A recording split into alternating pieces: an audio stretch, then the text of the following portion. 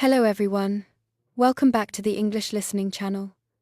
Today, I want to share with you a personal story, a journey that taught me one of the biggest lessons in learning English. It's about the biggest mistake I made, and how it slowed down my progress for years. When I first decided to learn English seriously, I was 20 years old and had just finished university in my small town. I believed that English would open doors to a better job, travel opportunities, and perhaps even friendships across the world. I was motivated, full of energy, and ready to give it my all.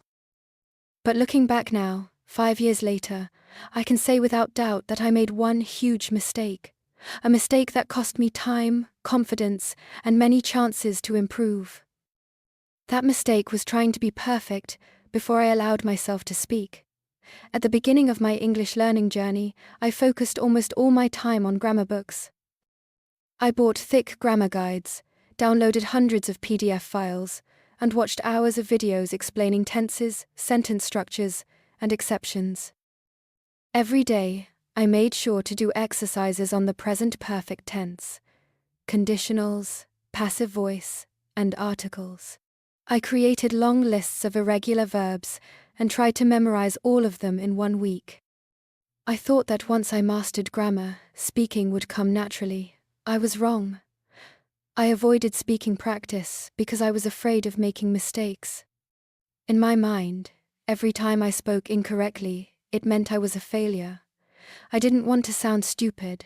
I didn't want native speakers or even my classmates to laugh at me. So, I stayed silent. I read and wrote, but I didn't talk. I listened to podcasts, but I never repeated anything out loud. My mouth remained still while my brain filled with information. Months passed, then a year. My vocabulary grew, my grammar improved, but I still couldn't speak fluently. Whenever someone asked me a simple question like, "Where are you from?" or "What do you do?" my heart started beating fast. I felt nervous, almost scared. I knew the words, but I couldn't say them smoothly. I paused too much. I used the wrong tense. Sometimes I even gave up in the middle of the sentence and switched back to my native language. It was embarrassing. One day, I met a traveler from Canada at a cafe in my city. He was friendly and tried to start a conversation with me. I smiled and said hello, but after that, I froze. He asked me where I had learned English, and I couldn't answer properly. I knew the answer in my head, but my mouth wouldn't move. He waited patiently, but after a few seconds, he smiled politely and turned to talk to someone else. That was the moment I realized something had to change. I was spending all my time preparing to speak English someday, but that day never came. I was building a perfect car but never driving it. What's the point of learning a language if you don't use it? So I decided to do something different. I joined a free English speaking club at the local library. The first time I went, I almost didn't enter the room. My hands were shaking, and I thought of turning around and going home. But I told myself, you can't get better without making mistakes. So I walked in. That evening, I spoke more English than I had in the past year. It wasn't perfect. I forgot words, mixed up tenses, and said some strange sentences. But something magical happened. People understood me. They didn't laugh. They even smiled and helped me when I got stuck. That was the beginning of real progress. I started speaking more often. I joined online speaking exchanges. I practiced with friends. I even recorded myself talking about my day. Slowly, my fear disappeared. The more mistakes I made, the more I learned. I began to realize that perfection was not the goal, communication was. Now, years later, I work in a company where English is the main language. I give presentations, join meetings, and send emails in English every day. I'm not perfect. I still make mistakes sometimes. But I'm confident, and most importantly, I'm proud of how far I've come. If I could go back and give advice to my younger self, I would say, don't wait to be perfect. Speak now. Make mistakes. Laugh at them. Learn from them. That's how you grow. Because the biggest mistake in learning English is waiting until you're perfect before you start using it. Language is not a test you need to pass. It's a bridge to connect with others. And bridges are meant to be crossed even if your steps aren't perfect. After that first meeting at the English speaking club, I felt something new inside me, a small flame of confidence. It wasn't big, but it was enough to keep me going. I started attending the club every week. At first, I only spoke a few sentences. I introduced myself, talked about the weather, or answered basic questions. But each time, it got easier. People didn't care about my grammar. They cared about my ideas. I realized that communication was not about being perfect. It was about being clear, honest, and open. One evening, the topic of the club was dream jobs. When it was my turn to speak, I talked about my dream of working in an international company where I could use English every day. My voice was shaky, and I used the wrong prepositions sometimes, but I finished my story. After I spoke, several people clapped. Someone came up to me later and said, "Your dream is very inspiring." That moment stayed with me. It showed me that even imperfect English could have a powerful message. Outside the club, I changed my habits. I stopped trying to memorize long grammar lists and focused more on using the language. I began keeping a daily audio diary. Every night before bed, I recorded myself talking about my day. At first, it felt strange. I didn't like hearing my own voice. But over time, I got used to it. I listened to the recordings the next day and noticed patterns. I could hear where I got stuck, which words I repeated too much, and how my sentences flowed. I started to improve not because I studied more, but because I practiced more. I also found a language exchange partner online. Her name was Sophia, and she lived in Spain. She wanted to practice Vietnamese, and I wanted to practice English. We agreed to speak half the time in English and half in Vietnamese. We had 2 video calls each week, and sometimes we just texted during the day. Speaking with Sophia was different from speaking in class. It felt real. We talked about hobbies, food, family, travel, and sometimes even our problems. I wasn't thinking about grammar rules anymore, I was thinking about what I wanted to say. One of the most important lessons I learned from Sophia was this: mistakes are part of learning. She never laughed at me. When I said something wrong, she smiled and helped me find the right word. I did the same when she made mistakes in Vietnamese. It felt like a real friendship, and it made me realize that language connects people beyond borders, accents, or grammar accuracy. As my confidence grew, I began to speak more in public. I volunteered to give a short presentation in my office during our weekly team meeting. It was only 5 minutes long, and I practiced a lot before the day came. Still, when I stood in front of my colleagues, my hands were sweating. I started speaking slowly, and I made a few grammar errors, but no one interrupted me. In fact, they thanked me afterward. My manager told me, "Your English is getting better and better. Keep going." That small moment gave me motivation. I signed up for a weekend workshop on business English communication. There, I met professionals from different industries who were also trying to improve their English. Some spoke fluently, others struggled, but all of us were learning. The teacher, a British woman named Emma, told us, "Fluency doesn't mean no mistakes. It means confidence, clarity, and connection." I wrote that down in my notebook and underlined it 3 times. In that workshop, we practiced giving short speeches, making phone calls, and writing emails. I learned how to be polite in English, how to say no professionally, and how to ask for help. I realized that learning English was not only about words, it was also about culture, tone, and intention. For example, in English, people often use softening expressions like, "I'm afraid," or "Would you mind?" to sound polite. These small details made a big difference in communication. As I applied what I learned in real conversations, my English became more natural. I didn't feel the need to translate from my native language anymore. Words came to me more quickly. I started to think in English during conversations. That was a huge shift. It wasn't about fluency alone, it was about mindset. I had stopped trying to be perfect and started trying to be present. Looking back, I realized how much time I lost trying to avoid mistakes. If I had started speaking early even with bad grammar, would have improved much faster. But I don't regret it anymore. Every mistake I made became a lesson. Every silent moment became a motivation to speak louder next time. Sometimes I meet people who are just starting their English journey. They ask me, "What's the best way to become fluent?" I always tell them, "Don't be afraid to speak. Make mistakes. Make lots of them. That's how you grow." I tell them the story of my younger self, of the boy who knew the grammar rules but was afraid to say hello. I tell them how that boy changed, step by step, not by reading more books, but by using the language, by trying, failing, and trying again. Now, English is part of my daily life. I write reports, talk to international clients, and even help my co-workers improve their English. I sometimes give small talks at local English events, sharing my story with others. And every time I speak, I remember that old version of me and I smile.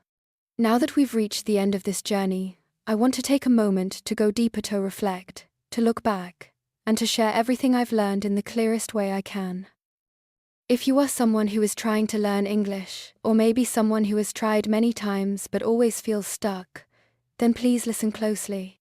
This might be the part that helps you move forward. Because the truth is, learning a language is not just about studying, it's about changing the way you think about learning. The biggest mistake that many learners make is believing that English is only a subject to be studied, like math or science, with rules and tests and correct answers. But English is more than that. English is a tool. English is a bridge. English is a way to connect with people, ideas, and opportunities. And just like any tool, the more you use it, the better you get. You don't become fluent by only reading books or watching videos. You become fluent by using what you know right now, even if it's not perfect. When I first started learning English, I thought I had to wait until I was ready. I thought I needed to be perfect before I could speak. So I spent months, even years, preparing, memorizing, reviewing grammar rules, writing long vocabulary lists, listening without speaking, reading without reacting. I was learning a lot in my head, but I wasn't using it.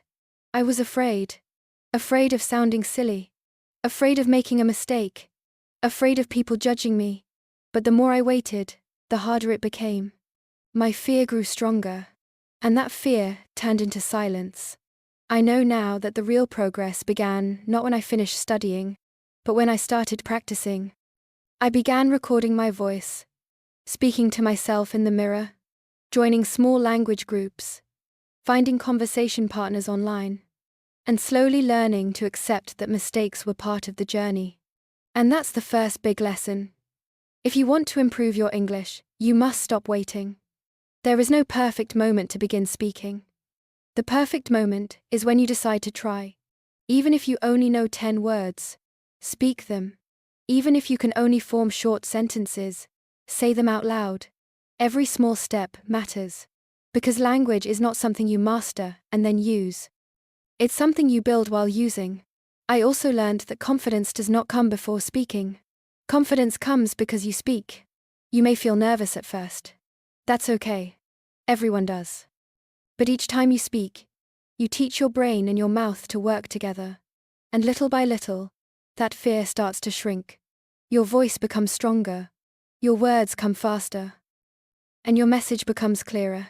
The second big lesson is that fluency is not about knowing every word. Fluency is about expressing your ideas, your thoughts, and your feelings with the words you have. Sometimes you will forget a word. That's normal. You can explain it in a different way. That's communication. That's what real language use looks like. And it's okay. The third lesson is this. Don't compare yourself to others. Everyone has a different starting point. Everyone has a different speed. Maybe someone you know learned English in 6 months. Maybe you've been learning for 3 years and still feel stuck. That's fine. You are not behind. You are on your own path. What matters is not how fast you go, but that you keep going. Focus on your progress. Celebrate your wins, even the small ones. Did you have your first full conversation in English? That's a win. Did you speak for 2 minutes without switching to your native language? That's a win. Did you finally understand a full YouTube video without subtitles? That's a big win. These moments build your confidence. These moments show you that you're growing. Another important lesson I learned is that mistakes are your teachers. Every time you say something wrong, and someone corrects you, you learn. If no one corrects you, but you realize your mistake later, you still learn. Mistakes are not a problem. They are a gift. Don't be afraid of them. Be curious about them. Ask yourself, why was that wrong? What could I say instead? This active thinking turns mistakes into progress. And if someone laughs at your mistake, that says more about them than about you. Most people will respect you for trying, and the ones who don't are not worth your attention. Also, use English in ways that you enjoy. Don't force yourself to do boring exercises all day. Watch shows you like. Listen to music that inspires you. Read books about topics that interest you. Play games. Follow English-speaking creators who talk about things you care about. When learning becomes fun, it becomes natural. It becomes something you want to do, not something you have to do. And that changes everything. Finally, be patient. Learning a language takes time. Sometimes it feels slow. Sometimes you feel like you're not improving, but trust me, you are. Your brain is learning in the background, even when you don't notice it. One day, you'll speak a full sentence without thinking. One day, someone will ask you where you learned English and you'll smile, because you'll know how far you've come. So keep going. Keep speaking. Keep learning. Not perfectly, but consistently. Because English is not just a subject. It's a skill, a habit, a mindset, and most importantly, it's your voice. Don't hide it. Don't wait. Use it today. One of the most powerful things I learned along the way is that your mindset can make or break your learning progress. It's not just about what you do, it's about what you believe.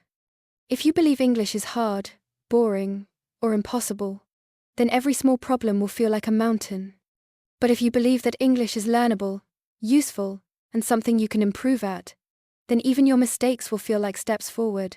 Your mindset controls your motivation. And motivation is not something that always comes before action. Sometimes, you need to act first and the motivation will follow. There were many days I didn't feel like practicing English. I was tired, busy, or just not in the mood. But I told myself, just do 5 minutes. And often, those 5 minutes became 10, then 20. That's the magic of starting. Never wait to feel ready. Just begin. You don't need to feel confident.